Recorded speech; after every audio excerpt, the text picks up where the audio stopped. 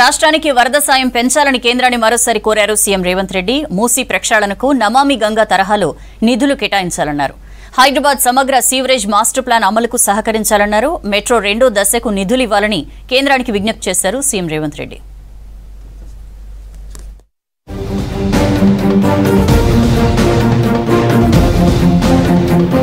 CM Revanth Reddy ఢిల్లీలో బిజీగా గడిపారు. కేంద్ర హోంశాఖ మంత్రి అమిత్ షాతో ఆయన నివాసంలో భేటీ అయ్యారు. రాష్ట్రానికి వరద సాయం పెంచాలని కోరారు. వరద నష్టంపై ఇప్పటికే ప్రాథమిక నివేదిక ఇచ్చామని తెలిపారు. కేంద్రం ఇటీవల విడుదల చేసిన 416 కోట్లు సరిపోవని రేవంత్ చెప్పినట్టు సమాచారం. 10,000 కోట్ల సాయం చేయాలని కేంద్రానికి ప్రభుత్వం రిక్వెస్ట్ చేసింది. మరోవైపు విభజన చట్టం పెండింగ్ అంశాలను అమిత్ షాతో రేవంత్ చర్చిస్తున్నట్టు తెలుస్తోంది. మూసీ ప్రక్షాళనకు కూడా నమామి గంగా తరహాలో నిధులు కేటాయించాలని కోరినట్టు సమాచారం.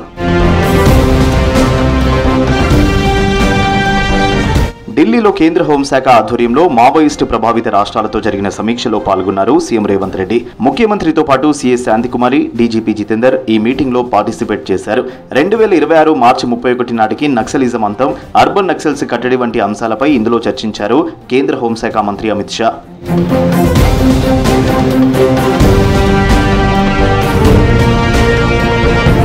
హైదరాబాద్ సమగ్ర సీవరేజీ మాస్టర్ ప్లాన్ ను అమృత్ 2.0లో చేర్చాలని లేదా ప్రత్యేక ప్రాజెక్టుగా చేపట్టాలని కేంద్ర పట్టణాభివృద్ధి మంత్రి మనోహర్ లాల్ ఖట్టర్కు విజ్ఞప్తి చేశారు ముఖ్యమంత్రి రేవంత్ రెడ్డి. హైదరాబాద్ మెట్రో 2వ దశ విస్తరణకు సహాయం చేయాలని కోరారు. కేంద్రం, తెలంగాణ ప్రభుత్వం జాయింట్ వెంచర్గా మెట్రో 2వ దశ చేపట్టాలని భావిస్తున్నట్లు చెప్పారు. పెద్దపల్లి ఎంపీ గడ్డం వంశీకృష్ణ, భువనగిరి ఎంపీ చామల కిరణ్ కుమార్ రెడ్డి, నల్గొండ ఎంపీ రఘువీర్ ప్రభుత్వ సలహాదారు జితేందర్ రెడ్డితో కలిసి ఖట్టర్తో భేటీ అయ్యారు సీఎం రేవంత్. ఈ సమావేశంలో సీఎస్ శాంతికుమారి పాల్గొన్నారు.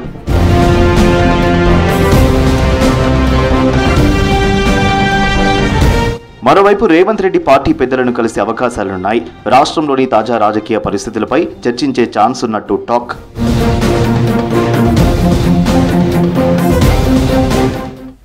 భవిష్యత్ తరాలకు అద్భుతమైన నగరాన్ని అందించడమే తమ లక్ష్యమన్నారు మంత్రులు. సంస్థను ఇతర రంగాలకు విస్తరిస్తామని చెప్పారు.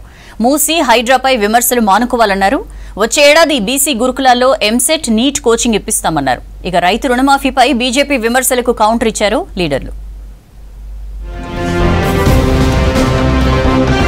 హైడ్రా, మూసీ ప్రక్షాళనపై ప్రతిపక్షాలు అపోహలు సృష్టించి ప్రజలను తప్పుదోవ పట్టిస్తున్నారని ఫైర్ అయ్యారు డిప్యూటీ సీఎం భట్టి విక్రమార్క.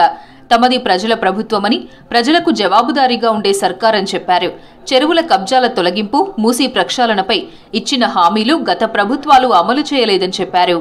తప్పుడు ఆరోపణలతో ప్రజలను తప్పుదోవ పట్టించే కార్యక్రమాన్ని కొద్దిమంది ప్రయత్నం చేస్తూ ఉన్నారు. వాటికి సంబంధించిన సమాచారం మేము మొదటి నుంచి చెప్పుకుంటూ వస్తా ఉన్నాం. It is a transparent government, people's government.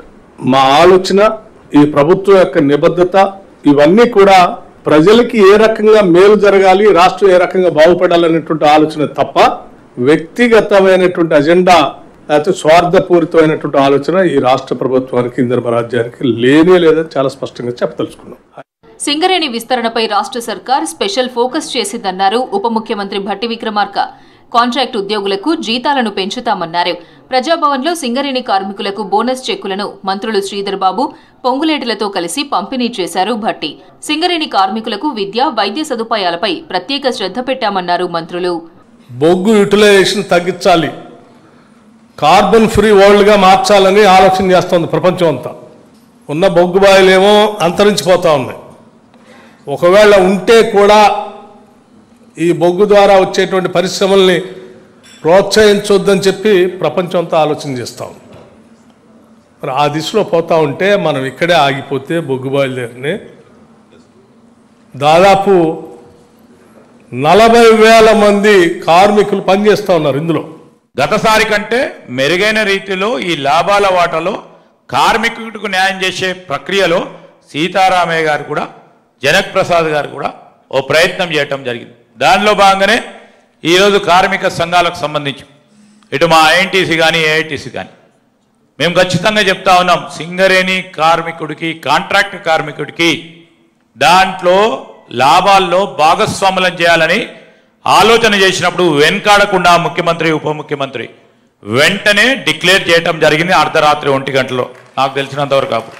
Singareni ప్రాంతాలలోనే ఆ టైపు, ఆ రేంజ్లో కార్పొరేట్ హాస్పిటల్స్ కట్టాల్సిన బాధ్యత నైతికంగా మనందరి మీద ఉంది. అదే దిశలో విద్య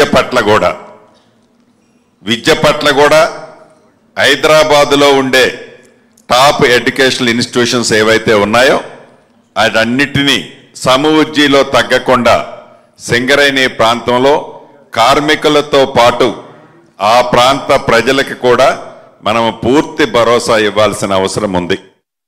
వచ్చే ఏడాది నుంచి బీసీ గురుకులాల్లో ఎంసెట్, నీట్ కోచింగ్ ఇచ్చే విధంగా చర్యలు తీసుకుంటామన్నారు మంత్రి పొన్నం ప్రభాకర్. బంజారాహిల్స్లోని కొమరం భీం భవన్లో జరిగిన బీసీ సంక్షేమ శాఖ విస్తృత స్థాయి అధికారుల సమావేశంలో మంత్రి పొన్నం పాల్గొన్నారు. ఇక హాస్టల్ ప్రమోషన్లపై త్వరలోనే నిర్ణయం తీసుకుంటామన్నారు పొన్నం ప్రభాకర్. ప్రభుత్వం ఒక నిర్ణయం తీసుకుంది, ఒకసారి మొదటి పోస్టింగ్ తర్వాత ఎట్టి పరిస్థితుల్లో మార్పు చేయొద్దని. మొదటి పోస్టింగ్లోనే ఉద్యోగం తీసుకున్నప్పుడు మీకు వెబ్బాప్షన్ ఇచ్చినా ఎవరికి నాయకుని ప్రమేయం లేదు. ఆ సంఘటన జరుగుతున్నటువంటి సంఘటనలు విడిచిపెడితే ఇంకెవరైనా న్యాయపరంగా ట్రాన్స్ఫర్స్ ఉంటే తప్పకుండా అధికారులు ఆ కోణం నుంచి, మానవీయ కోణం నుంచి వాటిని చేస్తారు. కానీ అసహనం లేకుండా వృత్తి ధర్మంగా మన వృత్తిలో సంతృప్తి పొందే విధంగా పనిచేయాలని నేను ఆకాంక్షిస్తాను. రాష్ట్రంలో రైతు రుణమాఫీ ప్రధాని మోదీకి కనిపించడం లేదా అని ప్రశ్నించారు మంత్రి తుమ్మల నాగేశ్వరరావు. గాంధీ భవన్లో మంత్రితో ముఖాముఖి కార్యక్రమంలో పాల్గొన్నారు తుమ్మల. రాష్ట్రంలో రైతులకు 18,000 కోట్ల రుణమాఫీ బీజేపీ అగ్రనేతలకు తెలియదా అని ఫైర్ అయ్యారు. అసలు రుణమాఫీని గురించి పట్టించుకోనటువంటిది ఏ రాష్ట్రంలో కూడా ఆ పథకాన్ని అమలు చేయనటువంటి మోడీ గారు మాట్లాడటమే ఆశ్చర్యం. బీజేపీ పాలిత రాష్ట్రాల్లో ఎక్కడైనా చేసి అదే పద్ధతిని అవలంబించమన్నా కూడా తెలంగాణ ప్రభుత్వం సిద్ధంగా ఉంది. మేము చేసింది చెప్పాము, చేయాల్సింది కూడా చెప్పాము. భవిష్యత్తులో అవి కూడా చేస్తాం. గత 5 సంవత్సరాల్లో పంట రుణం తీసుకున్నటువంటి ప్రతి రైతు యొక్క రుణమాఫీ చేసే బాధ్యత కాంగ్రెస్ ప్రభుత్వాన్ని, తెలంగాణ ప్రభుత్వాన్ని. అమెరికాలోని వర్జీనియా నగరంలో దసరా బతుకమ్మ వేడుకల్లో మంత్రి జూపల్లి కృష్ణారావు ముఖ్య అతిథిగా హాజరయ్యారు. Global Telangana association Washington DC chapter ఆధ్వర్యంలో జరిగిన ఈ వేడుకలను జ్యోతి ప్రజ్వలన చేసి ప్రారంభించారు మంత్రి జూపల్లి. గ్లోబల్ తెలంగాణ అసోసియేషన్ నిర్వహిస్తున్నటువంటి ఈ బతుకమ్మలో పండుగలో పాల్గొనడం అదృష్టంగా భావిస్తూ ఉన్నా. ఇక్కడికి విచ్చేసినటువంటి ఆడబిడ్డలందరికీ, అక్క చెల్లెలందరికీ, ఆడపడులందరికీ ఈ శుభ సందర్భంలో మీ అందరికీ శుభాకాంక్షలు, బతుకమ్మ శుభాకాంక్షలు తెలియజేసుకుంటూ ఇక్కడికి వచ్చిన తర్వాత అసలు నేను హైదరాబాద్లో ఉన్నానా అమెరికాలో ఉన్నానా అర్థం కావడం లేదు. Medak government junior college grounds లో ఘనంగా బతుకమ్మ సంబరాలు జరిగాయి. చీఫ్ గెస్ట్ గా మంత్రులు కొండా సురేఖ, సీతక్క హాజరయ్యారు. మహిళలతో కలిసి బతుకమ్మ ఆడిపాడారు మినిస్టర్స్. రేవంత్ సర్కార్ పై తీవ్ర స్థాయిలో ఫైర్ అయ్యారు హరీష్, కేటీఆర్. కొత్తది సృష్టించేది లేకున్నా ఉన్నవన్నీ ఊడగొడుతున్నారని విమర్శించారు. కాంగ్రెస్ అధికారంలో ఉన్న రాష్ట్రాల్లో ఆర్థిక సంక్షోభమేనన్నారు. ప్రజా సమస్యల పరిష్కారం కోసం నిత్యం శ్రమించే జర్నలిస్టుల పట్ల కాంగ్రెస్ దుర్మార్గంగా వ్యవహరిస్తోందన్నారు బీఆర్ఎస్ నేతలు.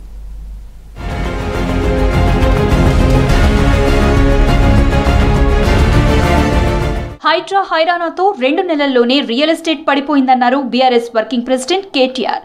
పనిమంతుడని సీఎంకు అధికారం ఇస్తే పిల్లితోక తగిలి ఊడిన పందిరి తీరుందని విమర్శించారు. తెలంగాణ గుండెకాయ లాంటి హైదరాబాద్ను కాపాడుకోవటం చేతకాక సామాన్యులపైకి బుల్డోజర్స్ పంపి భయపెడుతున్నారన్నారు. కొత్తది సృష్టించేది లేకున్నా ఉన్నవన్నీ ఊడగొడుతున్నారని విమర్శించారు.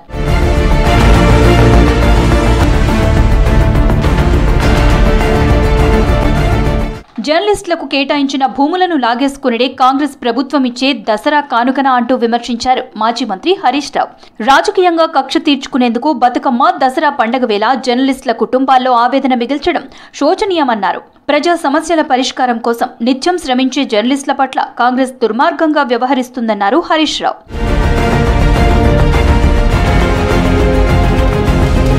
టీడీపీ జాతీయ అధ్యక్షుడు ఏపీ సీఎం చంద్రబాబును కలిశారు బీఆర్ఎస్ ఎమ్మెల్యేలు మల్లారెడ్డి, రాజశేఖర్ రెడ్డి, మాజీ మేయర్ తీగల కృష్ణారెడ్డి.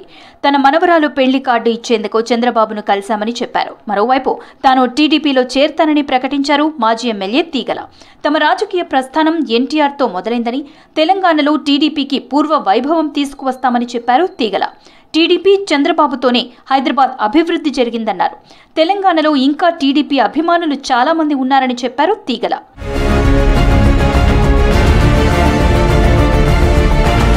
కాంగ్రెస్ అధికారంలో ఉన్న రాష్ట్రాల్లో ఆర్థిక సంక్షోభమేనన్నారు బీఆర్ఎస్ నేత ఏనుగుల రాకేష్ రెడ్డి. గ్రామాల్లో పంచాయతీ కార్మికులకు 9 నెలలుగా జీతాలు అందడం లేదన్నారు. రాష్ట్రంలో పారిశుద్ధ్యం పడకేసిందన్నారు రాకేష్ రెడ్డి. ప్రధానికి రాసిన లేఖతో సీఎం రేవంత్ రెడ్డి బండారం బయటపడిందన్నారు. మార్పు అని చెప్పి ప్రజలు ఆశపడి కాంగ్రెస్ పార్టీకి అప్పచెప్తే కాంగ్రెస్ వాళ్ళు పీకి పందిరేసిండ్రు, మొత్తం ఇప్పి గుప్పబెట్టిన రాష్ట్రాన్ని.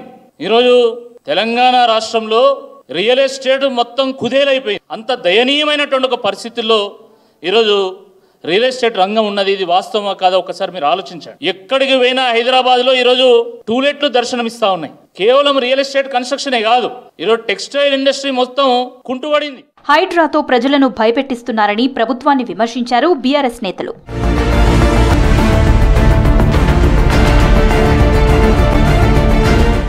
రుణమాఫీపై సీఎం రేవంత్ రెడ్డి అబద్దాలు చెప్తున్నారని, దమ్ముంటే బహిరంగ చర్చకు రావాలని సవాల్ విసిరారు బీజేపీ నేతలు. పూర్తి స్థాయిలో రుణమాఫీ కాలేదన్నారు. సినీ ఇండస్ట్రీకి బీఆర్ఎస్ కున్న సంబంధం ఏంటో చెప్పాలని డిమాండ్ చేశారు కమలం నేతలు.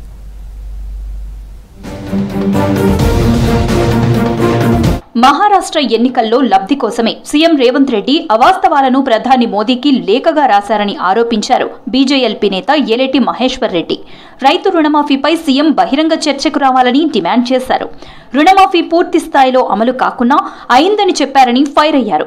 రుణమాఫీపై అసత్య ప్రచారాలు చేయటం సీఎం రేవంత్ మానుకోవాలన్నారు ఏలేటి.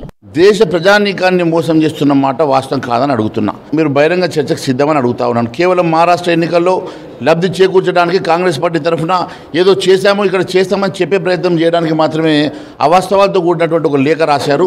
ఆ అవాస్తవాలకి సంబంధించినటువంటి అదే లేఖను నేను ఎలా బహిరంగ లేఖను ముఖ్యమంత్రి గారికి రాస్తూ ప్రధానమంత్రి గారికి కూడా వివరించడం జరుగుతున్నది. సినీ ఇండస్ట్రీతో గత ప్రభుత్వానికి ఉన్న రక్త సంబంధం ఏమిటో చెప్పాలని BJP MP Raghunandan Rao demand చేశారు. అక్కినేని నాగార్జునకు చెందిన ఎన్కన్వెన్షన్ ఎఫ్టీఎల్లో ఉందని 2016లో హెచ్ఎండిఏ రిపోర్ట్ ఇచ్చినా అప్పటి నుంచి ఎందుకు కూల్చలేదని ప్రశ్నించారు. నాగార్జున కోడలుగా ఉన్న సమంతకు చేనేత రంగం గురించి ఏం తెలుసని ఆమెను బ్రాండ్ అంబాసిడర్గా నియమించారని ప్రశ్నించారు. అలై బలై రాజకీయ కార్యక్రమం కాదని ఇదొక సాంస్కృతిక కార్యక్రమమని అన్నారు హర్యానా గవర్నర్ బండారు దత్తాత్రేయ. ఈ నెల 13న నాంపల్లి ఎగ్జిబిషన్ గ్రౌండ్ లో అలై బలై కార్యక్రమం చేపట్టనున్నారు. ఏర్పాట్లపై దత్తాత్రేయ సమీక్ష కార్యక్రమం నిర్వహించారు. తెలంగాణ సంస్కృతి సాంప్రదాయాలు, ఆహారపు అలవాట్లు ప్రతిబింబించేది ఓ ఆత్మీయ సమ్మేళనం అలై బలై అని చెప్పారు బండారు దత్తాత్రేయ. ఇంట్లో చేసుకునే కార్యక్రమం లాంటిది అని అన్నారు అలై బలై చైర్మన్ బండారు విజయలక్ష్మి. సమాజంలో మనం ప్రేమ, ఆత్మీయత, అలాగే భారతీయ సంస్కృతి, మన తెలంగాణ యొక్క ఉన్నటువంటి ఒక సాంప్రదాయాలు, ప్రాచీనమైనటువంటి ఒక సంస్కృతులు, వీటన్నిటిని కూడా మనం ప్రతిబింబించే విధంగా దీన్ని చేసుకుంటున్నాం. అలై బలై ఆత్మీయమైన సమ్మేళనం. అలై బలై ఈ తెలంగాణ యొక్క బతుకమ్మ, ప్రకృతి, అలాగే వంటకాలు, రుచులు, వీటన్నిటిని కూడా మనం ప్రతిబింబించే విధంగా చేసేది. రాష్ట్రంలో బీజేపీ సభ్యత్వ నమోదు కార్యక్రమం జోరుగా కొనసాగుతోంది. ఇప్పటికే టార్గెట్ రీచ్ అయ్యేలా సభ్యత్వ నమోదు చేస్తున్నారు. 50 లక్షల వరకు చేరాలని అధిష్టానం టార్గెట్ ఇవ్వడంతో గ్రౌండ్ లెవెల్లో పనిచేస్తున్నారు నేతలు. ప్రధాని మోదీ పాలనలో దేశంలో ద్రవ్యోల్బణం పెరిగిపోయిందన్నారు ఎల్ఓపీ రాహుల్ గాంధీ. మహారాష్ట్రలో దళిత ఫ్యామిలీతో కలిసి భోజనం చేశారు. హర్యానా సీఎం ఎవరనేది అధిష్టానమే నిర్ణయిస్తుందన్నారు కాంగ్రెస్ నేతలు. కొత్తగా ఎన్నికైన ఎమ్మెల్యేల అభిప్రాయాలు తీసుకుంటామన్నారు.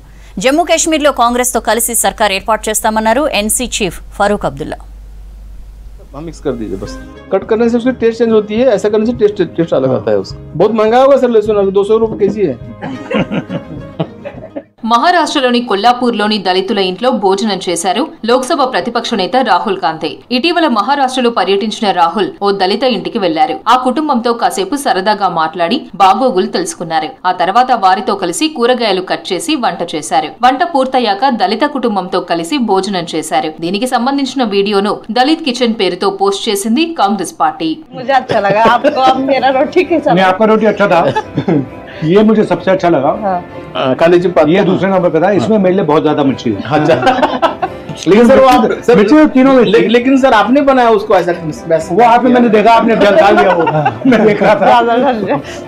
हम कोल्हापुर वाले ज्यादा హర్యానా సీఎం ఎవరనేది కాంగ్రెస్ అధిష్టానం నిర్ణయిస్తుందన్నారు. ఆ పార్టీ నేత భూపిందర్ సింగ్ హుడా కొత్తగా ఎన్నికైన ఎమ్మెల్యేల అభిప్రాయాలు కూడా తీసుకుంటామని చెప్పారు. లోక్సభ ఎన్నికలతో పోలిస్తే హర్యానా అసెంబ్లీ ఎన్నికల్లో కాంగ్రెస్ ఓటింగ్ శాతం భారీగా పెరిగిందన్నారు. గత కాంగ్రెస్ పాలనతో 10 ఏళ్ల బీజేపీ పరిపాలనను ప్రజలు పోల్చుకున్నారని చెప్పారు హుడా.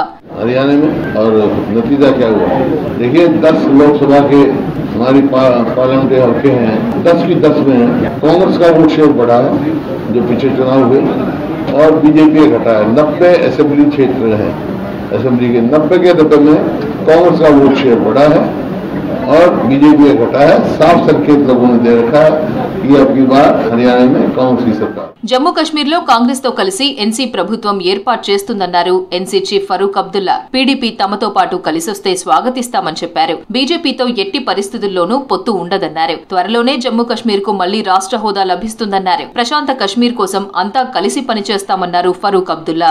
अगर हमें जरूरत भी नहीं पड़ी हम तब भी लेंगे, क्योंकि अगर हम लोगों ने चलना है इकट्ठे चलना है. इस रियासत को बचाने के लिए हमने सबने कोशिश करनी है. मैं उम्मीद करता हूं कि बहुत जल्दी यहाँ पे स्टेटहुड वापस हो जाएगा, सारे पावर्स गवर्नमेंट को आएंगे और गवर्नमेंट ईमानदारी से काम करना शुरू करे. కేంద్రంలోని మోదీ ప్రభుత్వం ఆప్ నేతలను తప్పుడు కేసులతో వేధిస్తోందన్నారు. ఆ పార్టీ నేత సంజయ్ సింగ్ లిక్కర్ స్కామ్ లో ఇప్పటి వరకు అవినీతి జరిగినట్లు నిరూపించలేకపోయిందన్నారు. అన్యాయంగా కేజ్రీవాల్, సిసోడియా సహా పలువురు ఆప్ నేతలను జైల్లో పెట్టారన్నారు. పంజాబ్ కు చెందిన ఆప్ ఎంపీ సంజీవ్ అరోరా ఇంట్లో సోదాలు రాజకీయ కక్ష సాధింపన్నారు. 1 रुपए की कोई बरामदगी नहीं हुई केजरीवाल जी के घर से. आपने उनको 6 महीने क्यों जेल में डाल के रखा, इसका जवाब दीजिए आप. 17 महीने आपने मनीष सिसोदिया जी को जेल में रखा, उनके घर पे आपने छापेमारी की, उनके घर से भी 1 रुपए नहीं निकला. सत्येंद्र जैन के घर पे छापेमारी की, उनको 2 साल से आपने जेल में रखा हुआ है. 36 किलो वजन कम हो गया उस व्यक्ति का. मेरे घर पे आपने छापेमारी करवाई, 6 महीने मुझे जेल में रखा. क्या निकला हम लोगों के घर से? Jammu Kashmir, Haryana exit polls result తో కూటమి శ్రేణుల్లో ఉత్సాహం నెలకొంది. ఇదే జోష్ తో రాబోయే మహారాష్ట్ర, జార్ఖండ్ అసెంబ్లీ ఎన్నికలకు సిద్ధమవుతున్నామంటున్నారు కాంగ్రెస్ నేతలు. జన్యు నియంత్రణ గతి తప్పితే ఏర్పడే అనర్థాలపై పరిశోధన చేసినందుకు అమెరికా సైంటిస్టులకు నోబెల్ ప్రైజ్ దక్కింది. ఈ మేరకు సైంటిస్టులు విక్టర్ ఆంబ్రోస్, గ్యారీ రూకున్లకు అవార్డు ప్రకటించింది నోబెల్ అకాడమీ. వీరు మైక్రో ఆర్ఎన్ఏపై చేసిన రీసెర్చ్ వైద్య శాస్త్రంలో కొత్త ఆవిష్కరణలకు నాంది పలికిందని తెలిపింది. స్టాక్హోమ్లోని కరోలిన్స్కా ఇన్స్టిట్యూట్ బృందం ఈ పురస్కారాలు వెల్లడించింది. వైద్య శాస్త్రంలో ఇప్పటి వరకు 114 సార్లు నోబెల్ బహుమతి ప్రకటించగా 227 మంది అందుకున్నారు. వీరిలో 13 మంది మహిళలున్నారు. వైద్య విభాగంలో మొదలైన నోబెల్ పురస్కారాల ప్రదానం అక్టోబర్ 14 వరకు కొనసాగనుంది. అక్టోబర్ 8న భౌతిక శాస్త్రం, 9న రసాయన శాస్త్రం, 10న సాహిత్య విభాగాల్లో విజేతల్ని ప్రకటిస్తారు. అక్టోబర్ 11న నోబెల్ శాంతి బహుమతి, 14న ఆర్థిక శాస్త్రంలో ప్రకటించనుంది నోబెల్ బృందం.